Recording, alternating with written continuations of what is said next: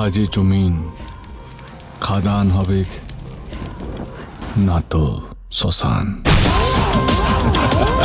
So guys, এখন কথা বলবো খাদান সিনেমার হিডেন ডিটেলস নিয়ে। তো যে টিজারটা এসেছে সেটার মধ্যে কিছু ডিটেলিং চোখে পড়েছে, তো সেটা নিয়ে কথা বলবো। ফার্স্ট অফ অল, টিজারটা যেখানে শুরু হচ্ছে পুরো হোয়াইট শটে, এই খনিটা যেখানে সেখানে দৃশ্য দেখানো হচ্ছে হোয়াইট শটে। তারপরে এখানে কিছু ব্লাস্ট হচ্ছে পরপর, সেই দৃশ্য আমরা দেখতে পাই। তারপরের দৃশ্যে আমরা কিছু ট্রাক আসতে দেখতে পাচ্ছি।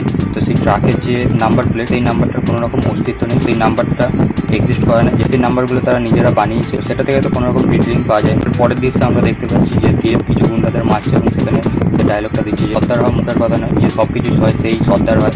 তো সেই ডায়লগটার মাধ্যমে তার অ্যাকশন সিনের মাধ্যমে তাকে ইন্ট্রোডিউস করানো হচ্ছে এবং তাকে যেরকমভাবে দেখানো হচ্ছে তার হাতে যে কুড়ুলটা দেখতে পাচ্ছি, অনেকগুলো দৃশ্যে আমরা এই টিজারের মধ্যে দেখতে পাই তার হাতে কোনো না কোনো অস্ত্র থাকে, সেটা দিয়ে অ্যাকশন করে।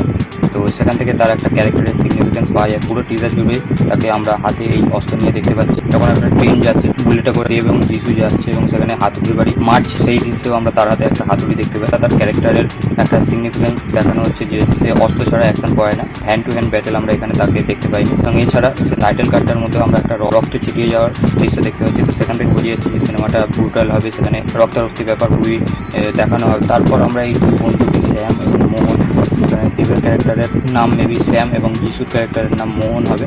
তো তাদের দুজনকে আমরা এক বাইকে চেপে আসতে দেখছি এবং তারা দুজন মেবি এই কাজগুলো এক্সিকিউট করে এবং তাদের মাথার ওপরও বড় সড়ো কেউ আছে, তারা মেনলি এখানে লিডার হিসেবে কাজ করছে। কারণ একটা দৃশ্য আমরা এখানে দেখতে পাই যেখানে কিছু মানুষ আছে যারা আন্দোলন করছে, সেই দৃশ্য দেব এবং যিশু তারা দুজন বোঝানোর চেষ্টা করছে। তাদের হাতে যে ঝান্ডাগুলো আছে সেখানে যদি জুম করে ভালো করে দেখো সেখানে দেখতে পাবে তারা এই শ্রম করার পর যে পারিশ্রমিকটা পাচ্ছে তাদের জন্য যথেষ্ট নয়, তারা খুবই কম পারিশ্রমিক পাচ্ছে, যেই কারণে তারা এই আন্দোলন করছে। সেরকম একটা আন্দোলন চলছে এবং তার সাথে আরও কিছু ঝান্ডায় যদি জুম করে দেখো তো সেখানে লেখা আছে হিন্দু মুসলিম এক জাত এক প্রাণ। এখান থেকে একটা পলিটিক্যাল দিকও উঠে আসছে, যেটা পলিটিক্যালি মানুষজন হিন্দু মুসলিমকে একসাথে দেখতে পায় না, তাদেরকে সবসময় ভেদাভেদ করে। যখন কোনো বিপদ আসে, রিসেন্টলিও দেখেছি যে কেসটা ঘটেছে, সেখানে আমরা মোহনবাগান ইস্ট বেঙ্গলের মতো দুটো দলের সাপোর্টার এক হয়ে একসাথে লড়াই করছিল। তো তেমনটা এখানেও দেখানো হচ্ছে, হিন্দু মুসলিম সব একসাথে হয়ে এই আন্দোলনটা করছে। তো খুবই বড় একটা ডিটেলিং উঠে আমার খুবই ইমপ্রেসিভ লেগেছে। এছাড়া এই ডিটেলিংটা নিয়ে বলার কিছু নেই। একটা দৃশ্যে দেখতে পাচ্ছি কিছু মানুষ ইনস্ট্রুমেন্ট কিছু জিনিসপত্র নিয়ে আসছে। তারপরের দৃশ্যে আমরা দেখতে পাচ্ছি যে টাকা বা কিছু ছুটছে এবং তার ব্যাকগ্রাউন্ডে সেট আপ দেখা যাচ্ছে বা তাদেরকে ডান্স করতে দেখা যাচ্ছে। তো সেটা দেখে বোঝা যাচ্ছে যে এটা কোনো একটা আইটেম সঙের দৃশ্য হবে এবং এই দৃশ্যে কিছু বড় বড় গাড়ি আসছে সেটা দেখা যাচ্ছে। তো আমি যেমন বললাম যে এখানে দেব এবং যিশু তারাই মেন নয়, তারা এই এলাকাটা হয়তো দেখাশোনা করে, সেইখানে দলের নেতা, কিন্তু তাদের ওপরেও এই খাদানটা যাদের সেখানের মালিক যারা তারাই হয়তো লোক পাঠাচ্ছে বা তারাই এই গাড়ি করে আসছে। এছাড়া অন্য কোনো মাফিয়া গ্যাংও হতে পারে, সেটা এই ছোটো টিজার থেকে তো সেইভাবে কিছু বোঝা যাচ্ছে না। কোন ফোকাস করে এই গাড়ির নাম্বার প্লেটটা দেখলাম কোনো রকম এক্সিস্ট করে না, এটাও একটা মন করা নাম্বার প্লেট, তারা মেকারটা প্ল্যানিং করেই এটা করেছে। কিন্তু সব থেকে যেটা ইম্পর্টেন্ট এবং হিডেন ডিটেলস যেটা বেরিয়েছে সেটা এখানে দেবের যে বাইকটা তাকে আমরা বুলেটে চেপে আসতে দেখছি, তার সাথে যিশু আছে। তো সেই বুলেটে যদি নাম্বার প্লেটটা আপনারা লক্ষ্য করেন, সেটা জুম করে ভালো করে দেখেন, সেই নাম্বার প্লেটটার নাম্বার লেখা আছে WNM7452। এই নাম্বারটা এক্সিস্ট করতো, এই নাম্বারটা অরিজিনালি রেজিস্টার করা আছে 14 জুন 1981-এ।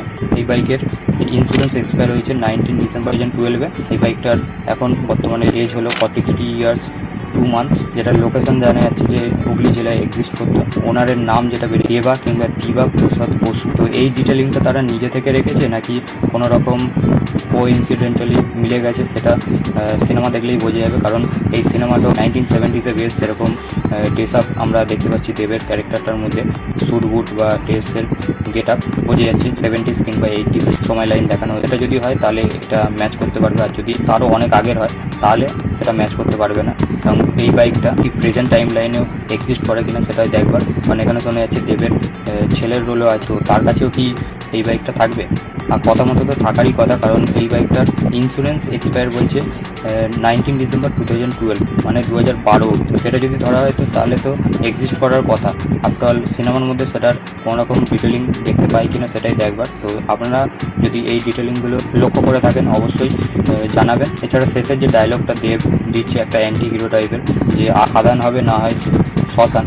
তো সেই ডায়লগটার মাধ্যমে এখানে বোঝা যাচ্ছে যে বড় বড় গাড়িগুলো আসছে সেখানে সেই এলাকার যে মালিক তাদেরকেই মেবি এরকম কোনো ডায়লগ দিচ্ছে বা তার সাথে কোনো রকম বিক্রি হয়েছে, যেই কারণে সেই ডায়লগটার আওয়াজটা সেরকমই বোঝাচ্ছে। আপনারা দেখবার সিনেমা কোন সময় আসছে এবং এখানে যে দেবের ইয়ং বেলার ক্যারেক্টার, তার ছেলের রোল দেখতে পাওয়া যায়, তাকে কোন টাইম লাইনে দেখানো হয় সেটাও দেখবার। এবং এখানে এই বুলেটের যে মালিক তার নাম এখানে দেবা কিংবা দিবা হবে। সিনেমার মধ্যে দেবের নাম রাখা হয়েছে শ্যাম মাহাতো। এটা মেবি তারা ফিকশনালভাবে করতেই পারে, নাম চেঞ্জ করে। এই বাইকের নাম্বারটা কীভাবে মিলিয়ে যাচ্ছে সেটা দেখবা। আর যদি এটার কোনো রকম ডিটেলিং আমরা সিনেমায় দেখতে না পাই তাহলে বুঝতে হবে যে কোনো রকম গোজামিল করে মেলানোর চেষ্টা। এই ডিটেলিংগুলো আমি লক্ষ্য করেছি, সেগুলো আপনাদের সাথে শেয়ার করলাম। আপনাদের কেমন লাগলো এই ডিটেলিং অবশ্যই কমেন্ট করবেন। আর যে কোশ্চেনগুলো বললাম সেইগুলো দেখবার, যে মেকার্সে যখন সিনেমাটা আনবে সেই ডিটেলিংগুলো সত্যি সিনেমাতে আমরা দেখতে পাই নাকি সেগুলো অরিজিনালি কোনো রকম এক্সিস্ট হয় না, সেটাই দেখবার। তো আজকের ভিডিও এই পর্যন্ত। আপনাদের যদি ভালো লেগে থাকে লাইক করবেন, শেয়ার করবেন, চ্যানেল নতুন হলে চ্যানেলকে সাবস্ক্রাইব করে দিবেন। ঠিক আছে।